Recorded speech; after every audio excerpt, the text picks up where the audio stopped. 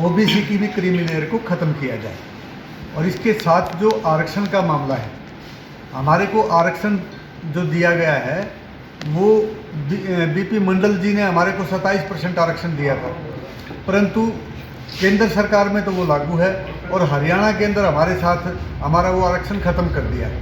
अभी हाल ही में हरियाणा सरकार ने हमारे को 8% आरक्षण पंचायती राज में दिया, जो एक ऊँट के मुंह में जीरे के समान है। जो ये 8% दिया, ये भी BC-A को दिया, और BC-A का जबकि राइट बनता है 16% का और 11% बनता है BC-B का। तो हमारा सारा का सारा आरक्षण बीजेपी सरकार ने छीन लिया। तो हम चाहते, हमारी डिमांड है, हम इस जन्म शताब्दी के रूप में मना करके बीपी मंडल जी की सरकार से भी और हमारी पार्टी के वाले नेताओं से भी है भी जब सरकार हिंदुस्तान के अंदर और प्रदेश के अंदर कांग्रेस की सरकार बने तो हमारा 27% आरक्षण सुनिश्चित किया जाए। दूसरी बात, जो आरक्षण में जिस प्रकार से आरक्षण हमारा SC कैटेगरी के अंदर पंचायती राज में है, लोकसभा में है, विधानसभा में है, राज्यसभा में है, तो OBC समाज को भी इसी प्रकार से आरक्षित किया जाए और उनकी सीटें चिन्हित करके उनको BC कैटेगरी में उनकी को आरक्षण सुनिश्चित किया जाए, ताकि जो दबे कुचले समाज हैं उनके लोग राजनीतिक रूप से ऊपर बढ़ सकें और उन समाजों का भला हो सके। इसके बाद एक और भी बात मेरे साथी ने, चंदेल जी ने और सुदेश जी हमारी पार्टी के लीगल एडवाइज़र हैं सुदेश यादव जी, उन्होंने मुझे बताया कि भाई हमारी इस सीट के ऊपर हमारा राइट बनता है। करनाल की सीट पे 2 से 2.5 लाख वोटर कश्यप समाज का है, 3 लाख। तो हम चाहते हैं कि भाई सभी पार्टियां यहाँ जनरल कैटेगरी के लोगों को टिकट देती हैं। हमारी डिमांड है कि भाई यहाँ से कश्यप समाज के किसी भी व्यक्ति को यहाँ से टिकट दी जाए, ताकि ये समाज और OBC समाज अपने आप को ठगा हुआ महसूस ना कर सके। इसके बावजूद बहुत सी और भी बातें हैं, जैसे विद्यार्थियों की स्कॉलरशिप की बात है। कांग्रेस सरकार के अंदर हमारे बच्चों को जो स्कूलों में पढ़ते थे उनको वजीफ़ा मिलता था, और बीजेपी सरकार ने 10 साल के अंदर आने के बाद वो वजीफ़ा ख़त्म कर दिया, और यहाँ तक कि जो उनके फार्म भरने की फ़ीस होती थी वो भी BC समाज के और SC समाज के लोगों से लेना शुरू कर दिया।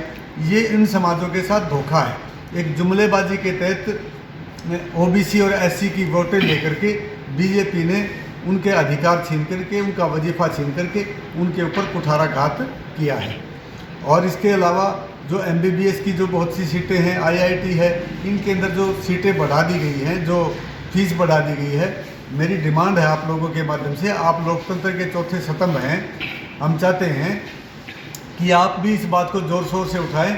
जो फीस बढ़ाई गई है MBBS की, IIT की, वो फीस पुराने पैटर्न से हो, ताकि आम गरीब का बच्चा MBBS डॉक्टर बन सके, इंजीनियर बन सके। ये बातें हम अपनी जो हमारी कल की जो कन्वेंस है, जो रैली है, उसके माध्यम से हम इन बातों को रखेंगे, और एक लड़ाई के लिए जो आगे आने वाला चुनाव हो उसके लिए एक ज़बरदस्त लड़ाई लड़ने के लिए हम आगे सड़कों पे उतरेंगे, और इसी प्रकार की रैली जल्द से जल्द तो कल रैली होने वाली, कहाँ से लेके कहाँ तक जाएगी? नहीं, रैली जाएगी नहीं। हमारा अनमोल गार्डन है सेक्टर 5 में, वहाँ पर हज़ारों की संख्या में लोग पहुँच रहे हैं। पूरे प्रदेश भर से आएंगे? पूरे हमारे हरियाणा प्रदेश के लोग आएंगे, पिछड़े वर्ग के, जो हमारे ज़्यादातर तो हमारे जो वर्कर हैं, जो हमारी टीम बनी है, वो लोग आएंगे, उनके साथ उनके लोग आएंगे। मुख्य मांग आरक्षण की ही है आप लोगों को? आरक्षण के साथ साथ बहुत मांगे हैं, क्रीमी लेयर है, जनगणना है, स्कॉलरशिप है, राजनीतिक भागीदारी है, तो बहुत सी बातें हैं जो हमें आज तक नहीं मिली। सर, देखा जाता है हरियाणा पंजाब के जो युवा हैं 100 में से 70% युवा विदेशों की तरफ भाग रहे हैं। हाँ, अब जो जुमलेबाजी करके केंद्र सरकार ने, नरेंद्र मोदी जी ने कहा था कि भाई मैं 2 लाख रोजगार दूंगा, उसमें तो 2 लाख साल के कहा था, ये तो 2 लाख 10 साल में भी नहीं दिए उन्होंने। तो इसलिए अब बेरोजगार हो गया हमारा युवा, हमारे लोगों के पास रोजगार नहीं है, नौकरियां नहीं है, इसलिए वो अपनी पेट की भूख मिटाने के लिए विदेशों की तरफ जा रहे हैं। लीगल और इलीगल तरीके से भी हमारा युवा भ्रमित होकर के विदेशों में जा रहा है।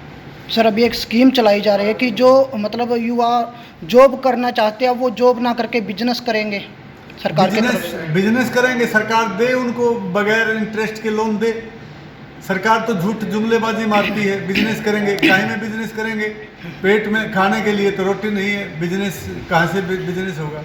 सर क्या नाम है आप? मैं रमेश सैनी, प्रदेश अध्यक्ष, हरियाणा प्रदेश कांग्रेस पिछड़ा वर्ग। सर क्या आप चंद्रयान लोगों से क्या अपील करना चाहेंगे सर? सर चंद्रयान 3 गया है, अभी श्रेय वैज्ञानिकों और मोदी जी को जा रहा है कहीं ना नहीं, कहीं। ये तो हमारे ये एक दिन का काम थोड़ा नहीं है। हमारा देश वर्ल्ड की 7वीं पावर है, आज भी है और आज से पहले 10 साल पहले से भी 7 वर्ल्ड पावर था। और ये तो बहुत पुराने समय से नेहरू के टाइम से चला हुआ, आज इस स्थिति में पहुंच गया। अब हर रोज जब आप देखिए, जब हमारे माँ बाप कम पढ़े लिखे थे, मतलब हम अच्छे पढ़ गए और हमारे बच्चे उससे भी ज़्यादा पढ़ गए, तो एक पैटर्न है, एक ट्रेंड है, चलता रहता है। श्रेय किनको जाता है सर? ये सट्टे तो वैज्ञानिकों को जाता है। वैज्ञानिक हमारी नौजवान पीढ़ी को जाता है, जो आज के कर्मठ वैज्ञानिक बन गए। ऐसा ना हो ये सारा श्रेय गोदी मीडिया को जाने लगे कि वो बता दें कि पहली बार ही आज ये ऐसा हुआ है। ऐसा ना करें, ये हमारे वैज्ञानिकों की देन है। बहुत पढ़ा लिखा हमारा देश है और बहुत तरक्की की है, इसके लिए मैं पूरे भारतवर्ष के वैज्ञानिकों को बधाई देता हूँ। तो कल के सम्मेलन के लिए क्या करेंगे? कल के सम्मेलन के लिए यही है कि सभी समाज इकट्ठा होकर इस कार्यक्रम में आए और अनमोल गार्डन में पहुँचे। आप सभी का आभार और आप सभी को सह प्रेम निमंत्रण है। 11 बजे ये कार्यक्रम शुरू होगा और 1 से 1:30 बजे के बीच में ये कार्यक्रम फिनिश होगा। कैप्टन अजय यादव जी राष्ट्रीय अध्यक्ष वहाँ पर मुख्य अतिथि के रूप में पहुँच रहे हैं। माननीय प्रदेश अध्यक्ष रमेश सैनी जी वहाँ पर विशिष्ट अतिथि के रूप में पहुँच रहे हैं और सभी जिलों से जिला अध्यक्ष OBC सेल के वहाँ पर पहुँच रहे हैं। आप लोग भी सादर आमंत्रित हैं।